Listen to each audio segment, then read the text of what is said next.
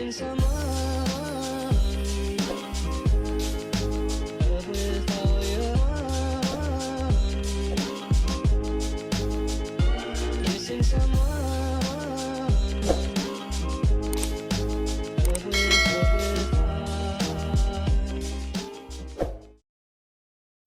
What's up, guys? Welcome back to my channel. My name is Lauren. For those of you guys who are new, I go by Locks by Lauren on Instagram, and today I have a really fun creative color transformation for you guys.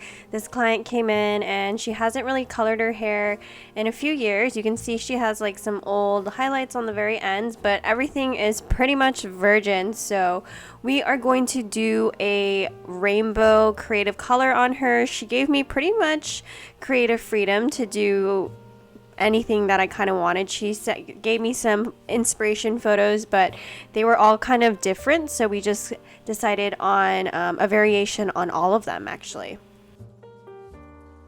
And she's also looking, even though we're doing a creative color tone, for something that is semi lower maintenance, even though creative color tones, they tend to be a bit high maintenance only because they fade pretty quickly, and when you're light and super solid, sometimes like the upkeep of having a full out bleach out, retouching the roots can be very high maintenance. So we opted to do more of a really heavy foliage to get her almost solid but not all the way solid, so that she doesn't have to come back in to retouch her roots every 4 to 6 weeks.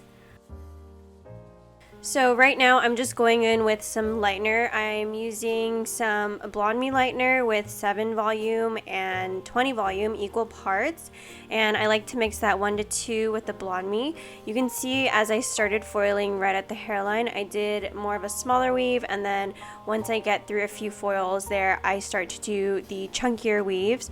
And as I'm foliaging her, I am leaving about like a ½ inch of root just to leave it more rooty, so she doesn't feel like she needs to come in so soon for her roots to be done.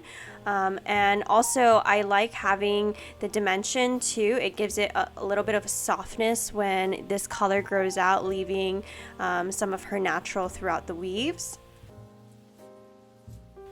And then you might be wondering why my first 2 foils, I folded them up, and then all of the rest of the foils I just kind of lay on top without folding the foils in half. I just like to fold the sides, and it's because right at the hairline, because those hairs tend to be a little bit finer, I like to do just an extra lock in the foil so that they don't slip, because sometimes if those foils right behind the neck slip, they can cause like some bleeding and then some discoloration. So I like to just give an extra lock right at the hairline where the hairs are a little bit finer, and not as much hair holding on to the foil, whereas everything above the hairline where the hair starts to get a little bit denser and thicker, right in the middle here, I do like to just lay my foils right on top of each other.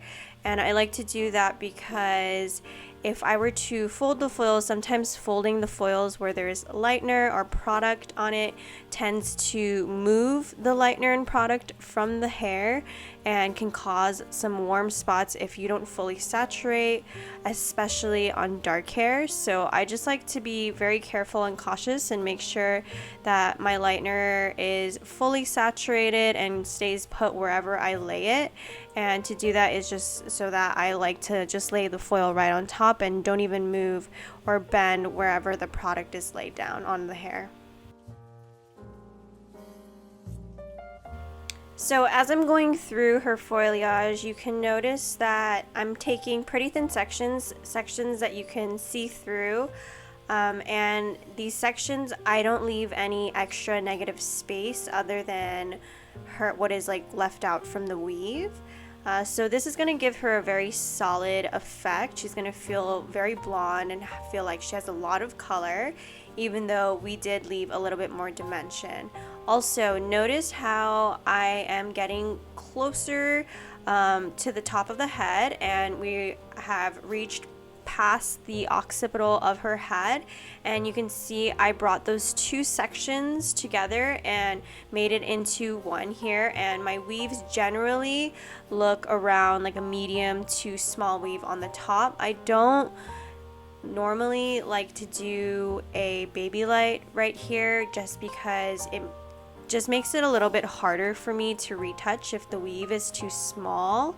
So I just like to do a medium-sized weave to small weave. I don't really like to do something that is too woven or too tiny, so that I can safely retouch it later, because if the weave is too small and it's hard for me to pick out the dark that I left this time, that's where you can cause some breakage in the hair, because it's nearly impossible when you do such a fine baby light to not get some of the hair that you've lightened the previous session. So just to do that, I like to do more of a medium to small weave opposed to a baby light. And since these weaves are pretty much close together, back to back, you don't even really see that they're a little bit more on the medium size of a weave when the hair is all dried. I feel like you would be able to see it if I were to leave dimension, but again, since we're not leaving extra dimension other than what is left out from the weave that we're doing, you won't really see how chunky or thick the medium-sized weave is compared to a baby light. And by doing like a medium-sized weave, you do see more color as well when foliaging like dark hair or highlighting dark hair like this, because if you do a baby light and your weave is very woven and small, sometimes the pieces that you highlight can get a little lost, and the highlights don't look bright enough against the dark hair, which essentially is the low light. So if you do a weave that is too small on dark hair, your client might not feel like they have as much color, even though you did baby lights the whole head.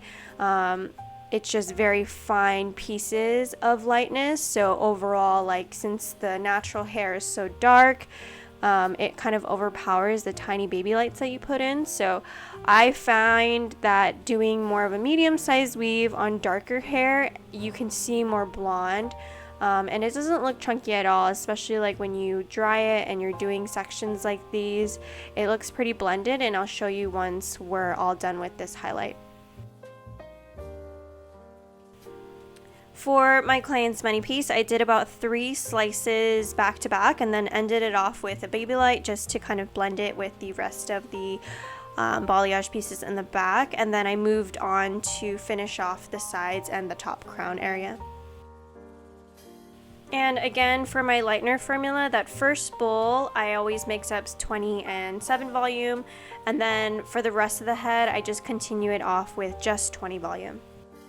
So I went ahead and mixed up some Pulp Bright semi-colors. Since we're going to be doing some peekaboo rainbow tones, I decided to do a hot pink root into a violet, and then we're going to be putting some peekaboo rainbow pieces on the sides of the color.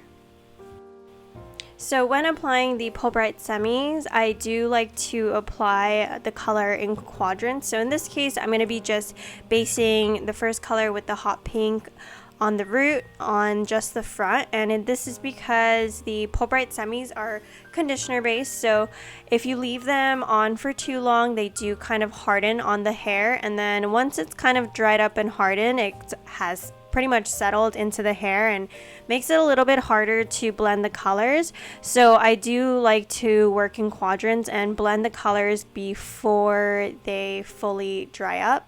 So you can see I did a rainbow baby light on the very first section, and then I'm taking a very small slice and applying the lilac color. The lilac color is like a light purple, and then right on the bottom of the light purple I added the darker purple that is in the rainbow. And I'm just doing the rainbow panels all the way up to the crown, and then everything above the crown I'm just going to be doing the purple color so that it's going to leave like a nice veil over these peekaboo rainbow pieces that are going on the sides. And then as I'm going in the back, I'm following the same rainbow pattern that I did in the front. So everything below the occipital, I'm doing the rainbow baby light, and I'm basically taking 2 slices of hair of baby light in each rainbow foil, and then doing 1 slice of purple in between each rainbow panel. And then as I'm doing my rainbow melting here, you can see that the blue and the green are significantly smaller than the pink and the purple, and that is because my client expressed to me that she didn't really like to see the fade of blue and green, so that is why I made those colors a little bit smaller in the Babylight. And so when this fades, she'll see mostly the pink and purple. So once I was done applying the color, I let that sit for about 25 minutes room temperature, and since I already shampooed her prior to putting the Pulp Bright semis on, I just rinsed her with some ice cold water. Again, since the Pulp Bright semis are conditioner based, I didn't have to add in more conditioner. I feel like the Pulp Bright semis are really great at moisturizing the hair, especially after you do a lot of lightening prior to coloring the hair. I always feel like my client's hair feels super healthy, shiny, and moisturized whenever I rinse off the creative color. Alrighty guys, so here is the finished look on my client's hair. We gave her a nice fresh cut and this beautiful hidden rainbow on the underneath. You can see how well the Rainbow Babylights pop on the underneath, and one of her original inspo pictures had some blonde in the photo. So just to make this creative color last a little bit longer, we opted to do that light purple because since the creative color tones do tend to fade very quickly, this lilac was going to pretty much fade in a few washes just because it is more of a pastel tone. So that is why we opted to do a lighter purple, just to have her enjoy the color and enjoy the fade and have it fade into a beautiful silvery color before it gets blonde again as the rainbow fades with it. But all she's got to do now with maintenance is wash her hair in cold water and use some sulfate-free shampoo. I highly recommend the Pulp Bright Bangkok Color Safe shampoo along with the Tokyo Color Safe conditioner. And yeah, that is it for today's video, guys. Thank you guys so much for watching and tuning into this week's episode, and I will talk to you guys next week.